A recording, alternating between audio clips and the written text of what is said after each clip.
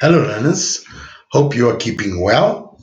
Uh, I'm looking at two sections today that you have requested, and one of them is the informal settlements, and the other one you've requested is the informal sector.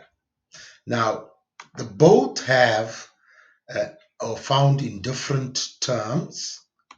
I'm sorry, I have to get back to it. Both are found in different terms or different sections.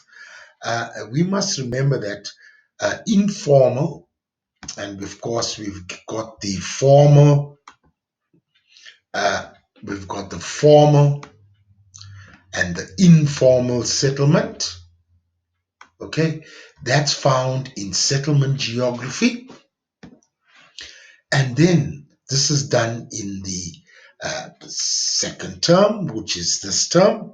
All right, and then the formal and informal sector is found in your last section, economic geography. So both are from different sections, but you've requested it. I think some of you are wanting to work ahead. Okay, there's nothing wrong with that. But what I have decided is there's a problem.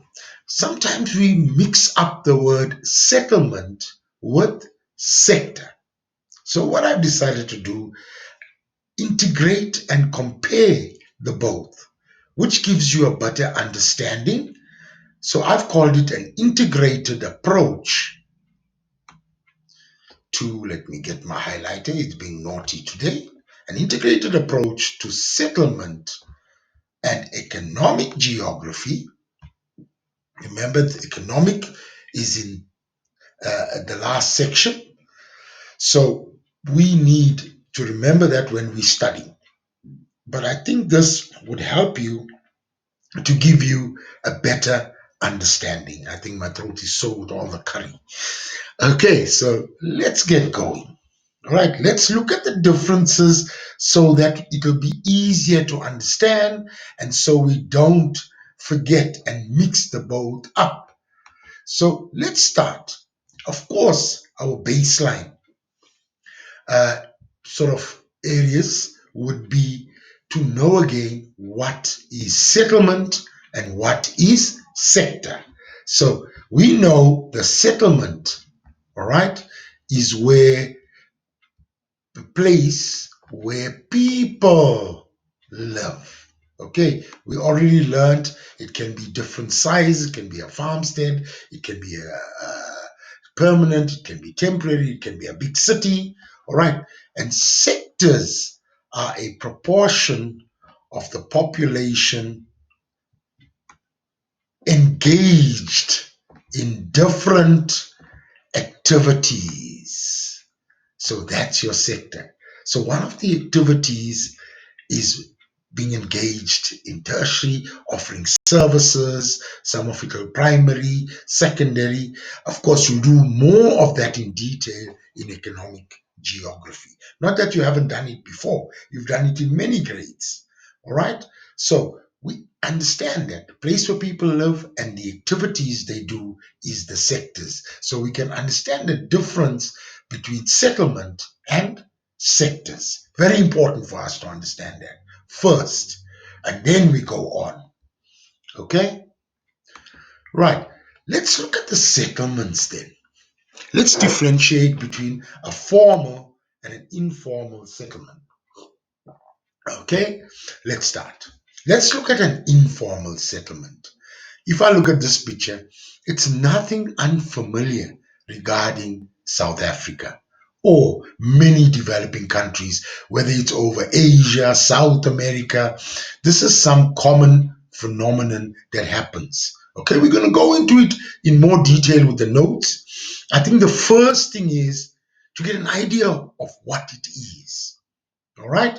So we look at the informal settlements and we call it areas where groups of housing units have been constructed on land that occupants have no legal claim. I hate it being illegal. I hate that concept. You understand? But they don't have the on land that they don't have legal claim. Because I know of some informal settlements that have been on farms. I know specifically in Johannesburg there was a wheelers farm, and the farmer allowed the informal settlements to develop their years back, and it was his land. So they don't have legal claim. They don't have ownership of that land. That is how I would like to put it. All right. They are built with cheaper or available. It doesn't mean they don't buy material. It can be cheaper material like your zinc, etc. Or available. They may find wood, cardboard, you understand, to construct parts of trees that are lying around. They use it as pillars. So available and cheaper material such as zinc, cardboard, etc. And the infrastructure is poor. Look at this thing. Not much infrastructure. We don't see many streets or whatever. Even though little passages we call streets there are just mud. All right, we can just see the disorganization in terms of proper infrastructure. Remember, there's many reasons that informal settlements develop, and some of them, a lot of them, are out of need. All right, and we'll talk about that later. There's no formal structure. Those houses are not formal. They're not made of proper brick and have their full electricity, etc. Okay, it's limited. Toilet facilities, etc. There's communal and things like that. So it's it's definitely no formal structure in there. Okay, let's compare it to a formal settlement. All right, a formal settlement. And if you look at this, you will see a big difference. It is where groups of housing units have been constructed on land by people that have legal claim to the land. Legal claim. They have legal claim. Now, I know I've altered this a bit, but we have to look at it. It's people that have constructed it. Remember, some people rent out houses. Okay. And the people living there may not have legal claim to land because they're renting the house. But the person that constructed it, or it has legal claim, that's the first thing. They are generally built with proper materials. All right, I know I'm using the word generally, okay, because some people like to build houses even if they have the money, with things around them, etc. That's their lifestyle, but they are built generally with proper materials, bricks, cement. Okay, they generally have a proper infrastructure and facilities. You note here already, you can see the proper roads moving through. Not very clear here, but you will see there's electricity poles, there's lights along the roads. The houses have a proper structure, all right, fencing, etc. So it's formal. They have a formal structure. All right. So we know the difference between formal, informal settlements where people live. Now let's look at the activities. As we said, sectors are activities. All right. They involve the same people. They may be living in the same area. They may be doing the activities in the same area. All right. We must remember that. So it doesn't have to, but the specific now to the activities. All right. The sectors. So let's go on. An informal sector is businesses that are not registered and they don't pay income tax. For many of us, we've seen this before. People selling on the side of the roads, all right, uh, selling stuff. They're not registered. They just sell on the sides. Even your flea markets, all right, the guy though the hot dog stand on the side selling stuff. Okay, they are not registered. Okay, I don't like the word they don't pay tax. I'm not happy with that. I would like to say they don't pay income tax because the same person, these young ladies down here, That shows I'm quite old, eh? These young ladies down here, when they finish sell, they go buy bread. They pay VAT. So they are paying certain taxes, okay, that we must note. But they're not registered, therefore don't pay income tax. All right, let's go on. There's a formal business. We can see the infrastructure here. Clothing, all right? And some of you spend all your money on this, but let's not talk about that. It's the clothing that is found here. Okay, can you see how formal it is, structured, etc.? It's in a proper shop. So they are registered and they pay income tax. Okay, it's a registered business. Okay, so we know, let us quickly do it again. Sector, activities. Yeah, we're talking about businesses, informal, not registered, don't pay tax, no proper infrastructure, no proper facilities. Formal sector, businesses, proper facilities, pay income tax. You understand? They have method things, storage facilities, etc. So we know the difference. And sector, settlement again. Settlement is where people live. All right. Sector is the activity. In this case, it is the business that we must remember. Okay? Is everybody clear with that? Now, let's take the two sections that you requested. Okay? And let's look at them. All right. What is this? I know all of you shouted. Okay. Informal settlement.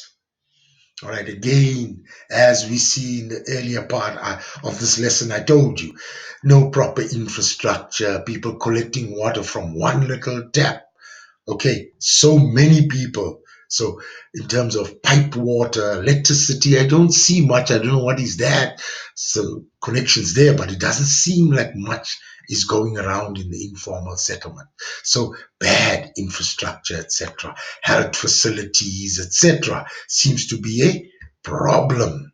Okay, so let's look at the factors now. Now we're going to get to the content of the note. All right. So let's look at informal settlements. From the descriptions that we looked, we know they are densely populated. Close, as we saw in the picture, they're very close. All right. People live close by. Okay. So also high building density, meaning the buildings are very close together.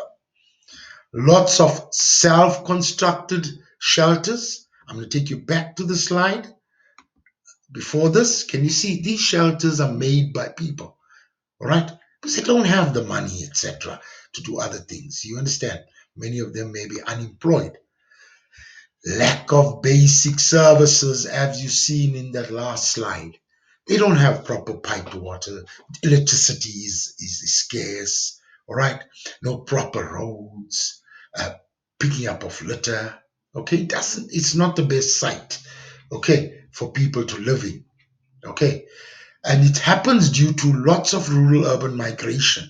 Okay, people move from rural areas to urban areas. Okay, and the big things here why people also move, okay, is due to unemployment. They look for better life. All right, they want better life for their children. Okay, and also poverty. Now, some of you may say, unemployment, poverty, what's the difference? There is a difference. There are sometimes people employed, but they live way below the breadline in terms of earnings. Okay? So the money is so little that they can't afford proper accommodation. Okay? So they have to live in places like this. And sometimes it's just lack of housing. And you can't, people coming in from rural areas to urban areas, they don't have the money to build new houses. So people live in informal settlements. Can you see the need, learners? That's the difference here. It's a need that brings them here. Okay, we look at it. This is approximately, of course, stats can change. Remember in your question papers, it may say 13%. Do not come back and say, Dave told us something wrong. You understand? And last time in a mindset show, I said 11%, whatever. Okay, so just remember, this is an approximate. And if you get different figures in an exam, you use the figures you get. So it's quite a significant amount of South Africans that live in informal settlements. Remember, we're using the label, the term South Africans, okay, but they could be people coming from our neighboring states that also live there. Again, it's caused, as I mentioned, by rural urban migration, natural growth. What's natural growth? We make babies. And sometimes we make too many of them. I'm just kidding. All right, but we make babies. Okay, and poverty, big factors. Could be many other factors also, but these are the big things that bring it up. Also, as the country becomes more urbanized, okay, meaning more people. Urbanization is the increase in the percentage of people living in urban areas, less percentage in the rural areas, more in the urban areas. And all of a sudden, when thousands of people are moving into the urban areas, you can't, it's practically impossible to, even if you have the funding, to build settlements or homes for the people. Okay, so that is an issue that we have to look at. Okay, informal settlements develop. Okay, let's go on. Issues associated with or challenges with informal settlements. Obviously, there'll be lots of things. Okay, overcrowding. I mean, you've seen in that picture. You understand? Even for the facilities, it's overcrowded. The houses are next to one another, almost on top of one another. You understand? So it's a huge thing. Lots of people, lack of or limited service provision. Limited. Okay, in terms of toilet facilities, etc. You may have one communal toilet for so many families. Okay, social problems. Many social problems develop. Remember, people, beside the social problems that you will experience in terms of friction and whatever, other social problems also develop. You understand, like alcoholism, drug issues, people out of need, out of depression. There's so many things. I don't want to get into an allo lesson, so let me go on. Poorly constructed shelters, okay, can be easily destroyed also. You understand? You know, when a fire sets out in an informal settlement, it's terrible. It just spreads, okay? So unhygienic living conditions, and we see that clearly there. That is why diseases spread in an informal settlement. It's dangerous, okay, because they don't have proper hygiene. One tap being used, toilets being shared by many people. I think I like the word overcrowding, so maybe I'm putting it again, but we've done that. High levels of pollution. Okay, whether it's land pollution, there's no proper pick it up facilities, etc. So people, there's lots of sites where it's dumped, things are just dumped. People may be using coal, cheap anthracite to burn, which is creating lots of pollution. So high levels, limited access to emergency services. I mean, the informal settlements have a lot of people, but medical services, fire stations, all right, police services. You don't find many of these things there. Okay, so that's something we need to consider as challenges. Strategies, education. Education is an important factor because if we educate, we will be teaching people skills, etc. Okay, and they can then actually get a better chance of being employed. All right.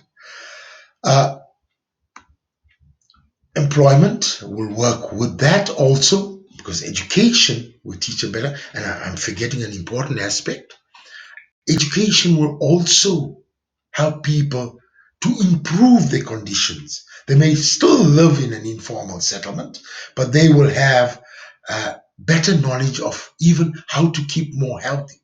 You understand in that. So it's not just formal education at the school, but general education to improve the quality of life of the people.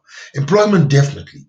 Obviously, if you employ someone and they get a job, They will earn money, and of course, it'll improve their lives. Even if they live in the informal settlement, they could have better structures. RDP houses, all right? I put this word RDP here. I left it here, okay? But that's how we talk about it. I want to change it to, and I'm trying to go right again here, and I hope I don't make a fool of myself. Okay, low. Well done today. In, and I'm gonna change that. Income. Whoa, I'm pleased with myself today. Even my M. Low income, eh? Low income houses. Okay, so this little word, RDP houses, please, let's not use them. Call them low income houses. Okay? Uh, More of the appropriate word. Okay? So we could create that at low cost. Okay? And therefore people becomes more affordable. Involve locals in projects. You know, municipalities, if there's projects to be done, you educate them as yeah, educate them, okay, on skills and get them to do the jobs. All right? Get the people to do the jobs. And if they're doing the jobs, they're getting employment. All right? They're doing their own little areas. There'll be more attention, more detail to it. Instead of just handing contracts right out. Bring the specialists in, teach them, and let them do the jobs. Hire them. Why hire people from outside? Okay. And partnership with the private sector. Okay, very important also because the private sector has got the bucks, the money, and the money is financial support which will help the people. All right, so if they can come on board, we can create good ideas to tell them, get them to buy into it, and if they provide the money, money actually is very important in this. We can get more projects being done. Okay. I added this, the importance, role of the informal settlement. And I'm sure you would agree with me. It does provide shelter for people. I know many places we don't find about the importance, but it does provide shelter, which is something very, very important. It may not be the best shelter, but it provides shelter for people. Okay? Righto, let's go on. Again, I'm showing you this picture. People are selling, so it's a sector. This is another section that you wanted me to discuss. Remember again, this is falls under economic geography. But we bring it together because it gives you an idea between settlement and sector. I know you fed up of that. I've said it 100 times. But I want to emphasize the point so that you don't make a mistake. Sector, activities, in this case, it's business. Okay? So we can see here many people just around little umbrellas, all selling, busy selling different items, etc. It's a bit like a flea market down here, right? But people are informal, no proper infrastructure, etc. But just selling openly, okay? Not registered, okay? Not paying income tax. So let's look at the informal sector now, okay? They don't pay income tax. We know that already. Formed due to unemployment and poverty, similar to the informal settlement. But yeah, people need to eat. Where do they get the money from?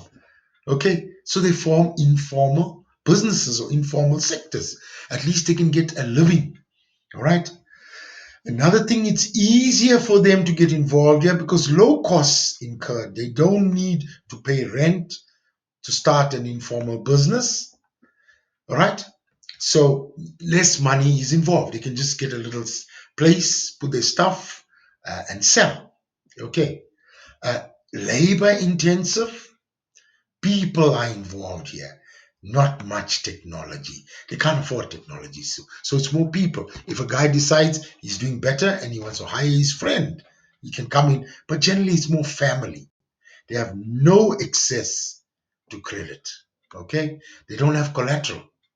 If you go to a bank, they're going to ask you, what collateral do you have? Do you have a house? Do you have this? So Credit is a problem for them. Okay. And other support and protection. In most cases, I know in some cases it's fine, but in most cases, protection is not there for them. Sometimes things get stolen, no one is there, and other support, whether it's beside financial, you understand, support in terms of infrastructure being built by someone. So these things are a problem. The operations are small scale. Just what they have there is the operation. That's it. If they're selling fruit in that corner, that's it. All right, it's a small scale. And generally, family ownership and employment also. Okay, the family will work together. The mother, the father, the children, they will all work together in that place. All right, in order to make the business work. All right, reasons again, same as the informal sector, high rate of unemployment. No job, all right? You can't get a job. Whatever it is, lack of education, whatever. You understand? Oh, no jobs available, but employment, okay? Therefore, they have to look other places. Or it's just simply poverty. May have a little job, you understand? And many people in South Africa call it a peace job. Once a week, you go and help somebody in the garden or whatever. You don't earn much. How do you look after your family? All right? Illegal immigrants. This is also a situation. And sometimes we need to realize immigrants come into the country looking for a better life. Their country may not be as stable. Okay, they come here, they don't have the proper papers. Okay, but they come out of need, not always out of anything else. And because they don't have proper papers, they live or work in the informal sectors. Here, remember, I want to add in here. I left this. What can you tell me I should add? In this case, I must add in income. All right, income. Yeah, I'm getting much better. Income.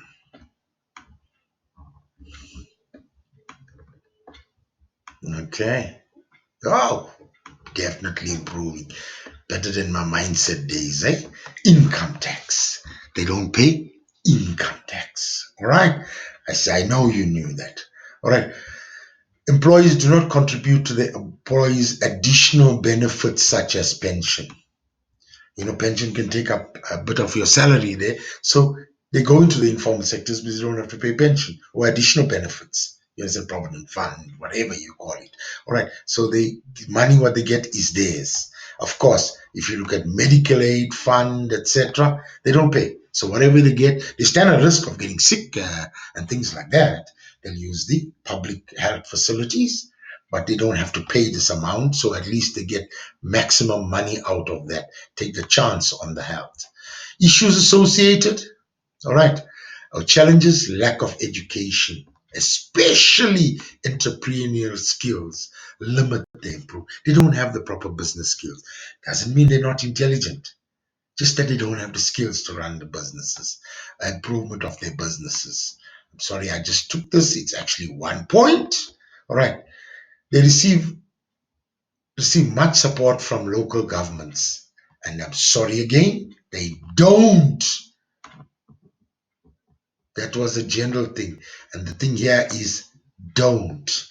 I must actually get my slides a bit proper. They don't. Okay. See, teachers can also make little mistakes. They don't receive much support from local government. All right. Although the steps are being taken, not to lie, there are steps being taken to improve that. Limited access to finance. So even if the guy's got or the person has got a good idea to improve the business, because he doesn't have collateral, he can't actually get money to finance it. Okay, so that's a problem. Limited access to infrastructure and services. Okay, limited access, whether it's transport, and during the time where something happens there, you don't find emergency services, etc., available in the area. Okay, his transport of stuff, his refrigeration. Okay, all those things don't exist, right? Health services, health monitoring, nothing. Okay, policing. All right. Some of the stuff gets stolen. Of course, you don't blame the police. They can't be everywhere, and these things are set different places. So all these things create there. Storage facilities. You notice in many cases, people working in the informal sector have to pack up, carry their things, and go.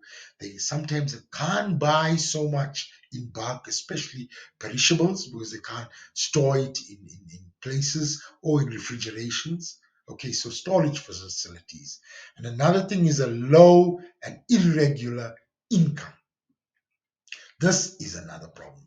How do they manage? Today, the person made 100 rand, he can buy some food. Tomorrow, he made 5 rand. Okay, but generally, 105 is a low income. Okay, so he can't really make. He lives from day to day, from hand to mouth. Okay, and the crime is another thing. Okay, there is lots of crime. You know, uh, we hear stories about an old lady selling and somebody just grabs the things away from them. So these are challenges facing that. Okay, there could be other things, all right, where illegal stuff is sold there, right? And it also sets a bad precedent. I know somebody was telling me that they were watching this movie. I don't know why they shouldn't have bought it, and suddenly people woke up in the cinema and they saw them moving out. So that was definitely a pirate video, and I laughed at them and told them, "Do not buy pirate stuff. Buy the originals, all right? Because it's not good for the country and the economy." Okay, strengthening, amend laws that will allow government to develop and regulate the informal sector, okay, or the informal economy. All right, put laws that will say that they can go in, they can check, not only to actually stop the illegal trade, but also to find out, hey, you guys, listen, you're selling the food there, we can help you. This is the healthy way of doing it, or provide ideas, you understand, of how things can improve. Okay, amend laws for the benefit of the informal sector. Government can provide facilities and support services. What about that? Creating facilities, all right, but create the facilities near the niche market, the market which demands it. All right. So sometimes you create beautiful facilities, maybe little stands, whatever, away from the market. People are not going to buy. Those people are going to sit and do nothing there. So we need to do that, provide support services, whether it's advisory, whether it's health, whether it's policing. All right. Make all that.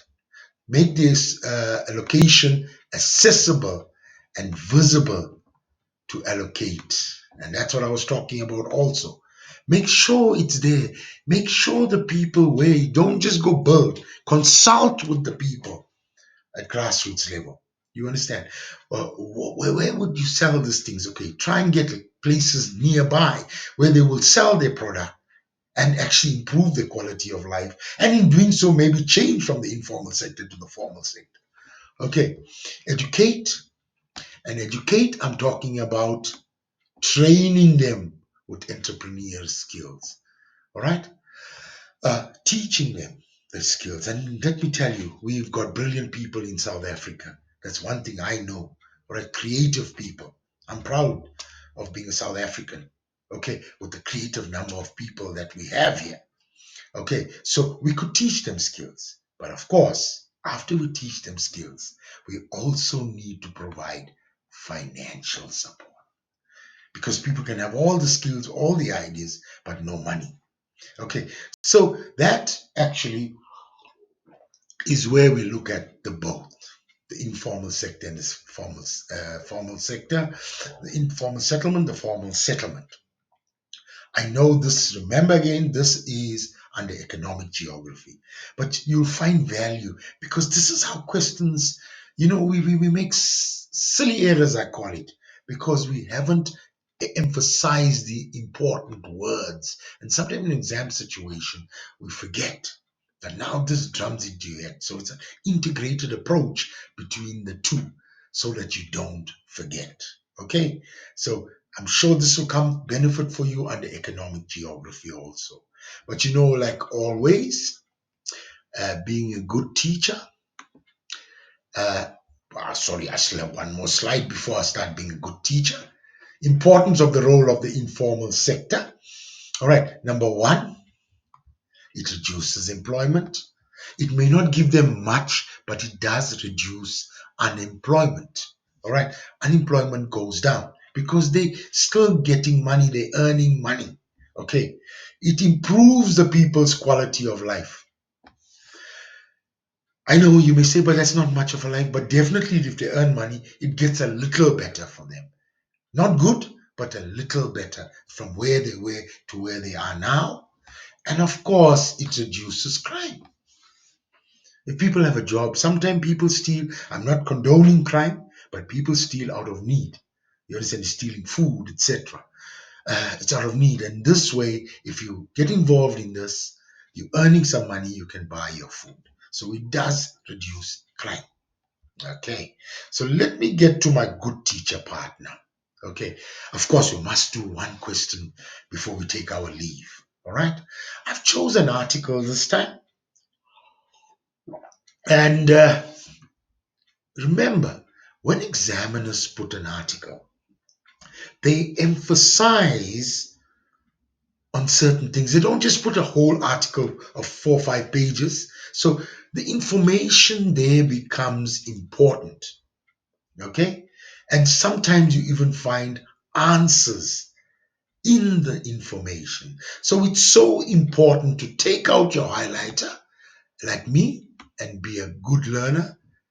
First thing, it shows 4.3 says informal settlements. Immediately in your mind, settlement, where people live, it's informal, meaning no proper infrastructure. The picture that I showed you comes into your head. Don't forget that. Okay? Right, again, the word informal settlement, the examiner has been nice, has put it both places. So let's see the information that the examiner has given us. First of all, it says 1 in 5 South African residents of South Africa 1 in 5 residents of South Africa's cities live in a shack, meaning informal, right?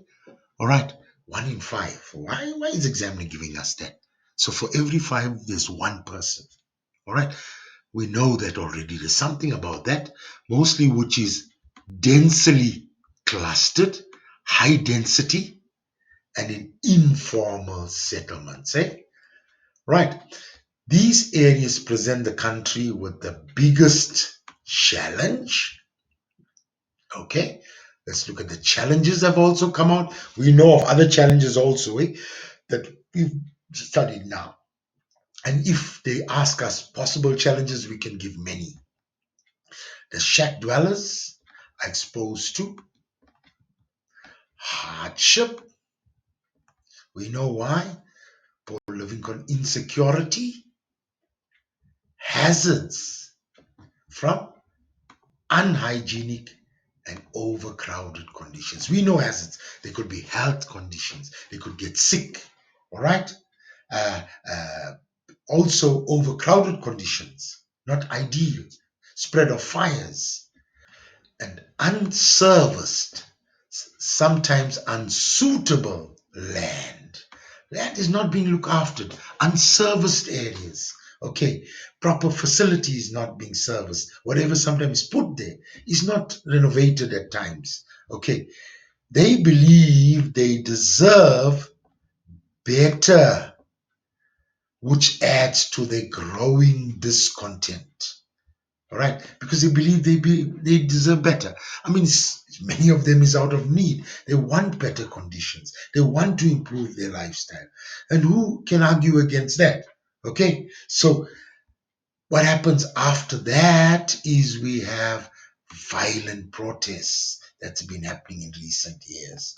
We're burning of tires and mass protests on the outside. You've seen this on the news on various occasions. So from this little paragraph, we've picked up so much information. So let's look at the questions, okay? And let's make sense, not just with the answers. First question, what percentage of the residents in South African cities live in shacks. I got the answer. The answer here stated is 20%. How did we get that? Okay, let's go back to the article. And you can see here, learners, 1 in 5 residents means 1/5. 1/5 is 20%. So the examiner's given us something. Don't just go to the questions. Don't be question happy, as people, the old saying is trigger happy. Don't be question happy. Go and check this first. Okay, let's look at this. Give a reason for the dense clustering of shacks, okay, in the informal settlements. The article did tell us there's dense clustering. All right. Of course, you worked it out already. You know that's one of the challenges, eh? Lack of space. Can you see it? Great demand for informal housing, which is cheaper, okay, and affordable. And sometimes you don't pay anything. Okay, you find materials around you. Great demand. People are moving from rural areas to urban areas. They need to stay. And there's some of them don't. Many of people live below the bread line. All right. So that's another one. Or too many people cannot afford formal housing, so they have to live there. Okay. So another thing is there's no planning. Okay. Built in a piecemeal manner. What do we mean by that? Just put up you find there's a small section of informal settlement there, and the people are living. Suddenly more people come, there's a next section, and there's a next section, and there's a next section. So it's just built piece by piece, okay, with no proper planning. No one sits and says, okay, the settlement will go out in this direction because it's better there, it won't have an environmental impact, so we okay, they just build and build. All right, it's not that they intend to destroy the environment, it's out of need. Okay, let's look at the next question. Outline 2 ways in which shack dwellers often show their growing discontent, okay, unhappiness in South Africa. Now, let us just watch for this. It says outline 2 ways. Some of you sitting because you haven't learned the action word. Outline is what you should learn, what outline actually tells you to do. Okay, it tells you to explain. All right, but if you're not sure, please please consult. All right, I'm getting very question happy today. Keep jumping the questions. Please consult the mark allocation. Okay, it says 2 times 2, 4. And if it's 2 times 1, then it would be maybe listing or whatever. 2 times 2 means 2 full explanations.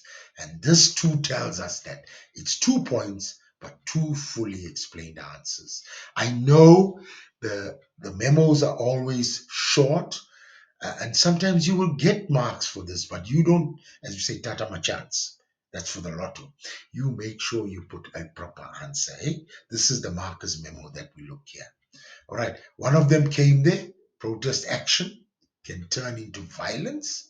Okay, that can lead to violence. Okay, so we can talk about protest action. That's how they show it. Okay, you can give examples of what they do, like burning of tires, blocking of roads, littering of roads.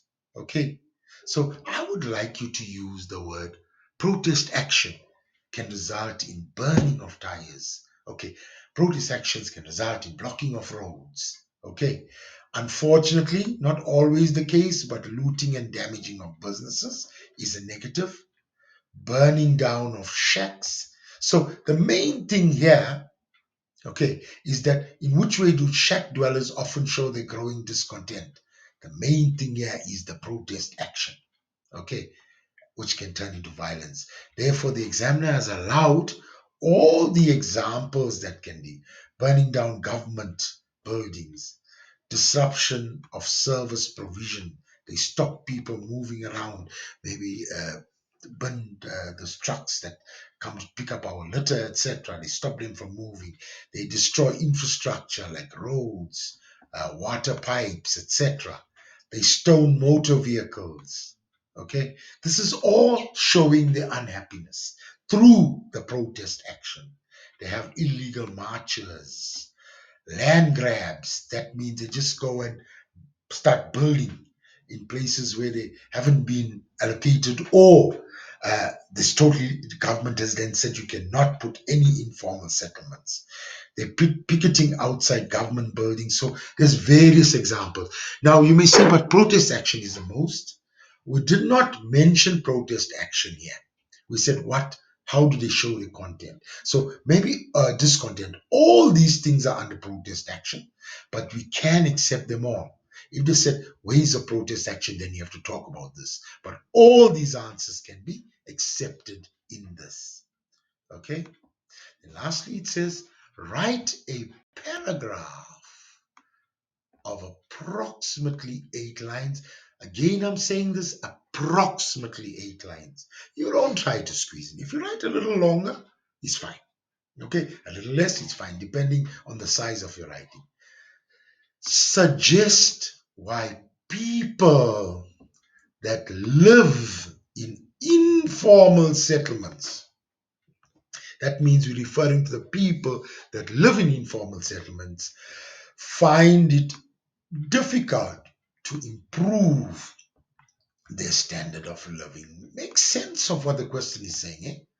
The people that live in informal settlements, why can't they improve their standard of living? Okay, why can't they make living better for themselves? What are the challenges? Can you see what's happening here, learners? The wording is different, but the challenges facing informal people living in informal settlements to allow them to improve their life. You got the notes. Okay, all you have to do is tweak the notes to suit the question.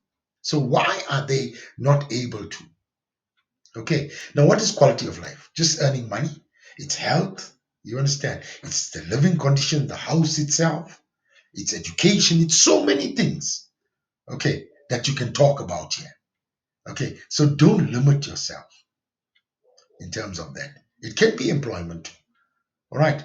All these factors come under standard of living. Okay, look at this. Exposed to poor service delivery. Obviously, they're not getting proper sanitation, proper pipe water. It's not going to help them with their quality of life. Ill health due to unhygienic conditions. If you're getting sick because it's unhealthy or unhygienic, quality of life is there, is impacted. Exposed hazards, poor weather conditions, poor housing, floods. Okay, lightning strikes, things start to burn. Flooding just happens. Okay, because there's no proper infrastructure, drains, etc. Lack of privacy. We all like our privacy sometimes due to overcrowding. A definite fact on the quality of life. Okay, exposed to violence and other social ills, drug trafficking, etc. And sometimes it's not the people, we only blame the people in the informal sector, but unfortunately, people from the outside come in there and use the facilities sometimes to actually traffic their stuff. Okay, so it's exposed to that, which is not a good thing. They lack necessary life skills. Okay, they lack a proper skills for employment, and they're not employed. They lack of money restricts them, okay, from further studies, or restricts them from just having a better quality of life. People end up being unemployed. A factor also, you want to put it full, eh?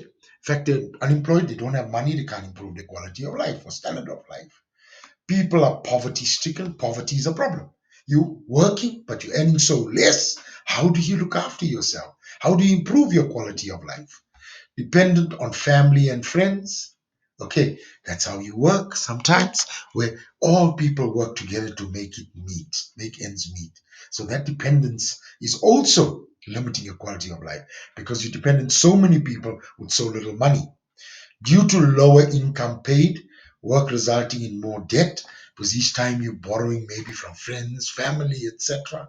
Okay, you cannot pay for formal housing. What does that mean? You have to live in informal housing, which is not hygienic in most cases.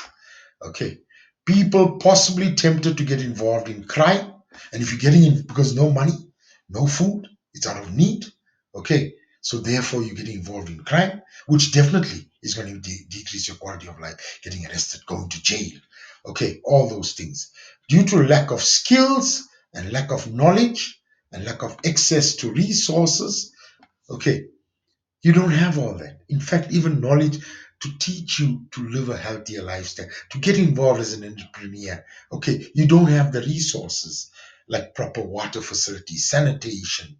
All those resources are not available properly for you. Okay, you are unable to achieve a better lifestyle. Okay, some of the questions, learners, and they're not difficult. It's your understanding of the concepts. Remember, these examiners will put beautifully designed questions. But I haven't done that. You have done these things. You need to read into the question, look at the action words. Like this one basically deals with the challenges that people face in order to not being able to live a good standard of living. Okay, so please note that and do as many past papers as possible. As the year goes by, I will be doing full papers later on. All right, and you'll see the significance of this. Okay, so this was one of your requests. I've done it. I know I have a few more requests like catchment areas. I want to go back into first terms work. So one of my next lessons will be on that. So please view it and all the best.